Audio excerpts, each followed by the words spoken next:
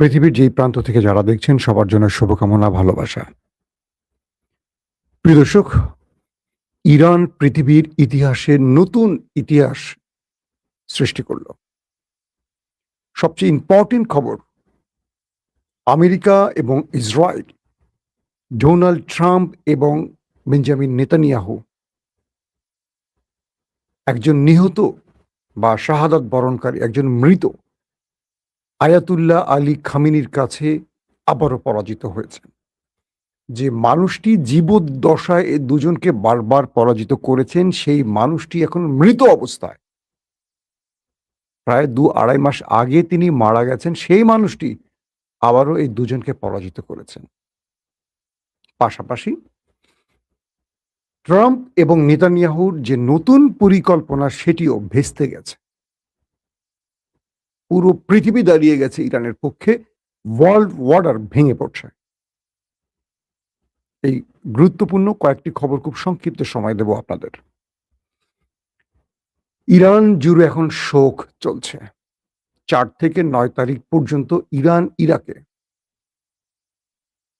ইসলামের অন্যতম নেতা এবং আমেরিকা ইসরায়েলের সবচেয়ে কি বলবো আতঙ্কের নাম আয়াতুল্লাহ আলী খামেনির জানাজা চলছে। তবে গত ২-৩ দিন আগ থেকে ইরান জুড়ে শোক শুরু হয়েছে। এটি চলবে ৯ তারিখ পর্যন্ত।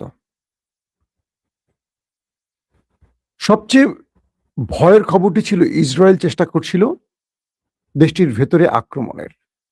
শেষ পর্যন্ত কোনো গ্রিন সিগন্যাল পেয়েছে কিনা এখনো জানি না, তবে পৃথিবীর ৯০টি দেশ থেকে প্রতিনিধিরা এসে ইসরায়েলের হাত বেঁধে দিয়েছে। দ্বিতীয় পরিকল্পনা ছিল মার্কিন প্রেসিডেন্ট ডোনাল্ড ট্রাম্পের। তিনি প্রতিটি দেশকে থ্রেট দিয়েছিল কেউ যেন ইরানে পা না রাখে। সেখানেও তিনি বড় রকম ধাক্কা খেলেন। একজন খোমেনি কি করে এত বড় বড় জীবিত নেতাদের পরাজিত করলেন? দেখেন, আমেরিকার ভয় ছিল, নেতানিয়াহু এবং ট্রাম্পের ভয় ছিল যে খামেনির জানাজা ঘিরে কি হতে পারে। তাকে একজন দেশদ্রোহী বা সন্ত্রাসী হিসেবে হত্যা করতে চেয়েছিল দেশ দুটো। ইরান তার লাশ ফ্রিজিং করে সংরক্ষণ করে রেখে দিয়েছিল, তাকে কোনো মামুলি ভাবে দাফন করেনি। কারণ দুটো বিষয় মনে রাখবেন।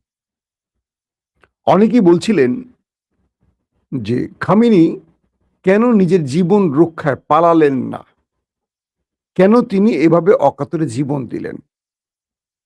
এ ব্যাপারে তার খুব ঘনিষ্ঠ ব্যক্তি, নিরাপত্তা প্রধান আলী লারিজানি এবং তার ছেলে মুজতফা খামেনি দুটো তথ্য দিয়েছে। একটি তথ্য হলো, যখন খামেনিকে তার দেহরক্ষীরা বা নিরাপত্তা বাহিনী বলছিল যে আমাদের কাছে তথ্য আছে স্ট্রাইক হতে পারে ইরানে, আপনি আপনার বাংকারে চলে যান, নিরাপদে সরে যান। খামেনি তখন বলছিলেন যে আমার বয়স ৮৬ বছর, মানুষ এতদিন বাঁচে না, আল্লাহ আমাকে বাঁচিয়ে রেখেছেন এবং আল্লাহ আমাকে কখন নিয়ে যাবেন আল্লাহই জানেন। তবে আমি আমার জীবনটা ইসলামী প্রজাতন্ত্র ইরানের জন্য বিলিয়ে দিতে চাই, যে জীবনটা মানে যে জীবনটা কার্যত গত ৮৬ বছর নয়, এখন সবচেয়ে বড় পুরস্কার পেতে পারে। কি সেটা? ধরেন আয়াতুল্লাহ আলী খামেনি ৮৬ বছর বয়স, আর ১ বছর ২ বছর ৩ বছর যাই হোক বাঁচতেন, কোনো অসুখে মারা যেতেন। পুরো পৃথিবীতে আজকে যে আওয়াজটা হচ্ছে, এটা কি হতো? হতো না।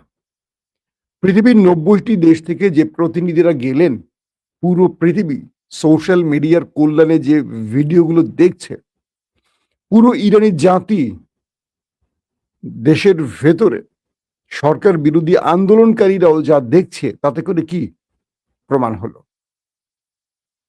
একজন ব্যক্তি তার দেশের জন্য জীবন দিয়ে গেলেন আর অসুখের বিছানায় বা হাসপাতালে মারা গেলেন, দুটো কি এক?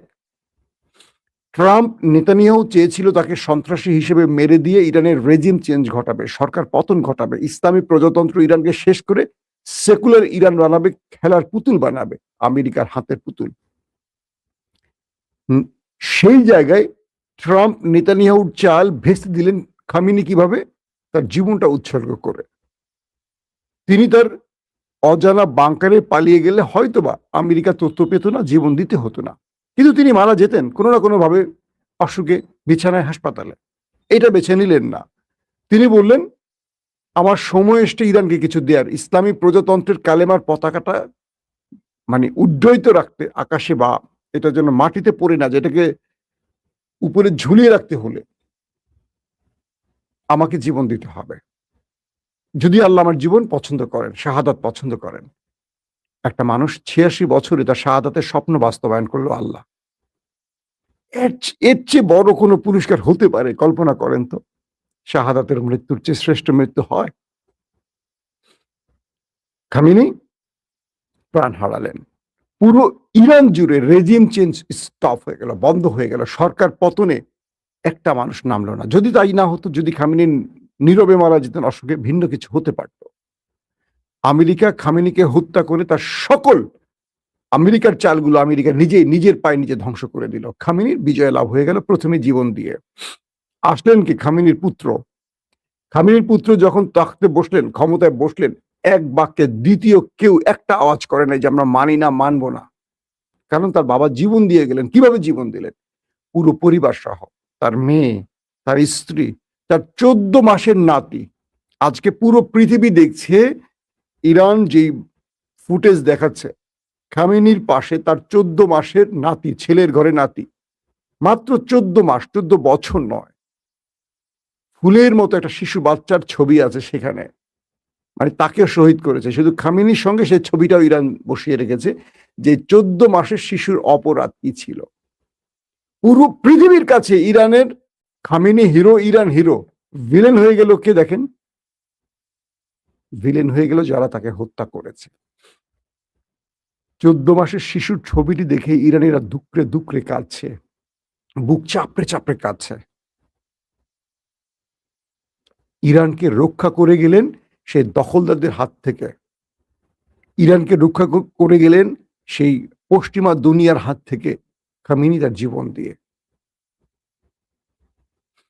ইরানের এই শেষকৃত্য বলি বা জানাজা বলি, মানে এক একটা ভাষা এক একজন যেটা বলছে, আমি আবার শেষকৃত্য বলতে পছন্দ করি না। শেষ বিদায় বা জানাজা, যেটা আমাদের মুসলিমদের ভাষা। আমেরিকার প্রেসিডেন্ট ডোনাল্ড ট্রাম্প তার পররাষ্ট্রমন্ত্রী মার্ক রুবিওকে বললেন, পৃথিবীর প্রতিটি দেশকে বার্তা পাঠাও দ্রুত, কেউ যেন ইরানের এই জানাজায় না আসে, কারণ এটি আমেরিকার জন্য পরাজয় হবে, কারণ তাকে হত্যা আমেরিকা করেছে। ওইখানে মানুষ যে শোক জানাতে আসছে, প্রত্যেকে চোখের পানি ফেলছে, এটা তো আমেরিকার বিরুদ্ধে ঘৃণার জন্ম নিচ্ছে, তাই না? মার্ক রুবিও পৃথিবীর প্রতিটি দেশকে বার্তা পাঠালেন। এটি ইরানের গণমাধ্যমের তথ্য, যে যারা আমেরিকার বন্ধু আছো, কেউ তোমরা ইরানে আসবা না। যেসব দেশ আমেরিকার এইড গ্রহণ করো, সাহায্য গ্রহণ করো, কেউ আসবা না।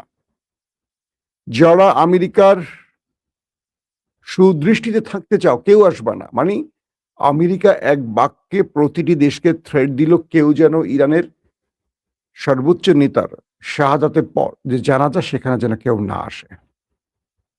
তথ্য মতে এখন পর্যন্ত ৮০টি দেশ ওভার হয়ে গেছে যারা তাদের প্রতিনিধি পাঠিয়েছে। ইভেন বাংলাদেশের তো আপনারা জানেন, বাংলাদেশ আমাদের সরকারের স্পিকার, পার্লামেন্টের স্পিকার এবং বিরোধী দল দুপক্ষ থেকেই প্রতিনিধি পাঠানো হয়েছে। সবচেয়ে ইন্টারেস্টিং ব্যাপার, সৌদি আরবের প্রতিনিধি গেছে, পাকিস্তানের প্রতিনিধি গেছে, আর বাকি তো আর বলা লাগে না। পৃথিবীর বিভিন্ন জায়গা থেকে হিন্দু, বৌদ্ধ, শিখ, মুসলিম, খ্রিস্টান, সব ধর্মের লোকরা ইরানে পা রেখেছে খামেনিকে বিদায় জানাতে, শোক জানাতে। যে আমেরিকা এতদিন ধরে ঘাম ঝরিয়েছে যেন কেউ না আসে, সবার আশা বন্ধ করতে, আমেরিকার ধারণা ছিল হয়তোবা রাশিয়া আর চীন ছাড়া আর কেউ সাহস করবে না। পৃথিবীর ৮০টি দেশ ওভার হয়ে গেছে, ৯০টি দেশের কথা বলা হয়েছে। ইরান দাওয়াত পাঠিয়েছে যাদের মোটামুটি সবাই এসছে, সবাই শোক জানাচ্ছে, সবাই চোখের পানি ফেলছে এবং ঘৃণা জানাচ্ছে ওই দুটো দেশকে যারা তাকে হত্যা করেছে, তাদের শিশু নাতিকে হত্যা করেছে, তার স্ত্রী, তার সন্তানদের, নিরাপরাধ মানুষদেরকে হত্যা করেছে। ইরান সফল, ব্যর্থ আমেরিকা। এখান থেকে দুটো জিনিস প্রমাণ হয়। এক, ইরান বোঝাতে চেয়েছে তার পাশে কারা আছে, আমেরিকা চেষ্টা করছিল তার পক্ষে কারা আছে এটা প্রমাণ করতে। দিন শেষে এটা প্রমাণ হলো আমেরিকার পক্ষে কেউ নেই, সব ইরানের পক্ষে। Number one. নাম্বার টু, আফ্রিকার কিছু দেশ আসতে পারেনি, কিন্তু শোক জানিয়ে তাদের দূত পাঠিয়ে জানিয়েছে যে আমরা তোমাদের পাশে আছি ইরান, কিন্তু আমাদের দেশের অনেক ক্ষেত্রে আমেরিকার হস্তক্ষেপ আছে, আমরা আমেরিকার সাহায্যের উপর ডিপেন্ড করি, আমরা তাদের শত্রু হয়ে অনেক কিছু হারাতে পারি, তাই আমরা চাইলেও আসতে পারছি না, আমাদের ক্ষমা করো, বাট আমরা তোমাদের পাশে আছি। আরেকটা গ্রুপ হলো এরকম যে আমাদের কি ক্ষতি করবে আমেরিকা, করুক, কিন্তু আমরা তোমার পাশে আছি, ইরানের পাশে চলে আসছে। আরেকটা গ্রুপ হলো তারা কোনো কিছু তোয়াক্কা করেনি, সরাসরি ইরানের পাশে এসে দাঁড়িয়েছে। কিছু কিছু দেশ আসেনি। ট্রাম্প বুঝলেন ওয়ার্ল্ড অর্ডার ভেঙে পড়ছে। আমেরিকা হুমকি দেওয়ার পর বাংলাদেশ প্রতিনিধি পাঠিয়েছে, ভারত প্রতিনিধি পাঠিয়েছে, পাকিস্তান প্রতিনিধি পাঠিয়েছে, মালয়েশিয়া পাঠিয়েছে, মালদ্বীপ পাঠিয়েছে, ইন্দোনেশিয়া পাঠিয়েছে, সৌদি আরব, কাতার, তুরস্ক, প্রত্যেকে পাঠিয়েছে। আর কিছু আছে আমেরিকার হাতে? দুটো বিষয়। যুদ্ধে বিজেতার পক্ষে সবাই থাকে, পরাজিতের পক্ষে কেউ থাকে না। এই যুদ্ধ আমেরিকাকে তার শ্রেষ্ঠত্বের আসন থেকে, পরাশক্তির আসন থেকে ছিটকে ফেলে দিয়েছে। সেখানে মূল আসন গেড়ে বসেছে এখন ইরান, যে কারণে ইরান আশা করেনি এতগুলো দেশ আসতে পারে, আসছে। পুরো ইরানে আজকে 2 কোটি মানুষ ছাড়িয়ে গেছে পৃথিবীর ইতিহাসে, মানব সৃষ্ট পৃথিবীর ইতিহাসে। আল্লাহ যে মানব জাতি পাঠিয়েছেন পৃথিবীতে, পৃথিবী সৃষ্টির পর কোন ইতিহাসে, কোন রূপকথায়, কোন বই পুস্তকে এখন পর্যন্ত জানা যায়নি যে 2 কোটি মানুষ ক্রস করেছে, কোন একটি জানা যায়। ট্রাম্প, নেতানিয়াহু দেখছেন, তারা পাগল হয়ে যাচ্ছেন যে এটা কি করে সম্ভব।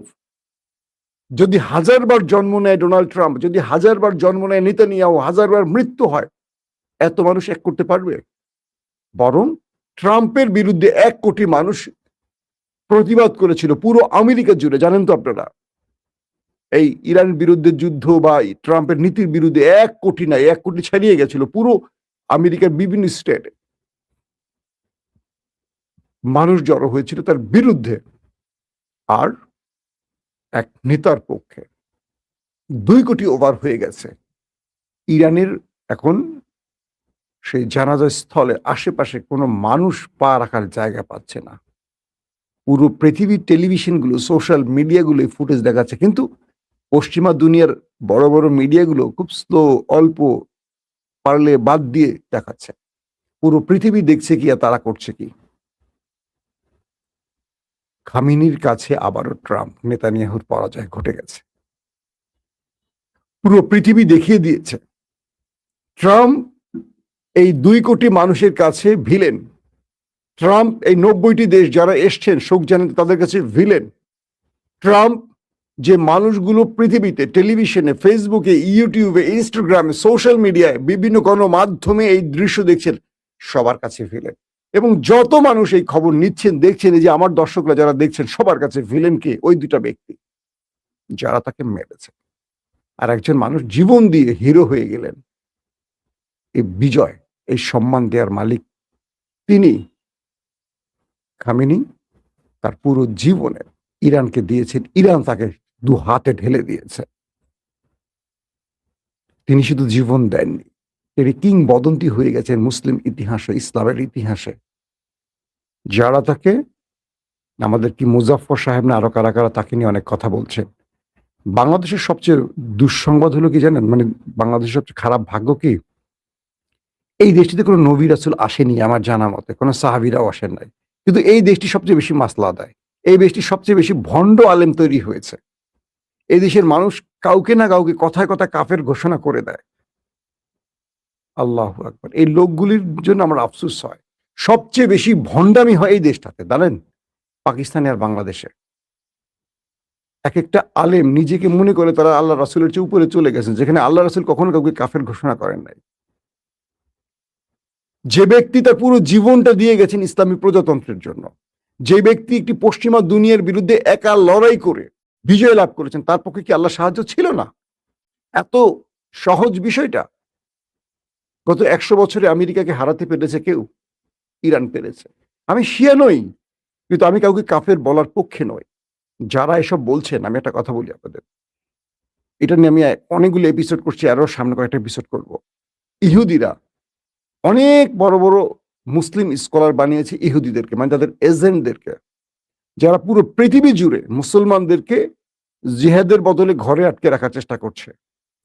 যেসব স্কলাররা ইহুদি, তাদের এজেন্ট কিন্তু বড় বড় মুসলিম এজেন্ট, বড় বড় মুসলিম স্কলার হয়ে গেছেন। তারা দেখবেন দুনিয়াব্যাপী ইহুদিদের পক্ষে আর মুসলমানদের মূল উদ্দেশ্যের বিরুদ্ধে ন্যারেটিভ তৈরি করে। আমি বলছি না তারা কারা, হয়তো তারা তাদেরই ভক্ত আপনি আছেন, হয়তো তাদেরকেই মনে করেন জান্নাতে নিয়ে যাবে আপনি মনে করছেন, কিন্তু এরা সব ইহুদি এজেন্ট। খোঁজ নিয়ে দেখেন, এরা ইসলামকে, মুসলিম ঐক্যকে বিভ্রান্ত এবং বিভাজিত করবে। আমি ভিডিওটির শেষ দুটো কথা বলতে চাই। যারা ইসলামের শত্রুদের বিরুদ্ধে লড়াই করতে পারে বুক চেতিয়ে, যারা জীবন দিতে এতটুকু পরোয়া করে না, যারা তাদের কাছে মাথা নত করে না, যারা একটা লা ইলাহা ইল্লাল্লাহু মুহাম্মাদুর রাসূলুল্লাহর পতাকার জন্য শেষ লড়াইটা করতে পারে, তাদেরকে আপনি শ্রেষ্ঠ বলবেন নাকি আমার মতো আপনার মতো মুনাফিককে, যারা আল্লাহর ডাকে রাস্তায় বেরিয়ে আসে না, যারা নিজের স্বার্থের জন্য মিথ্যা আশ্রয় নেয়, মুনাফিকি আশ্রয় নেয়, তাদেরকে শ্রেষ্ঠ বলবেন?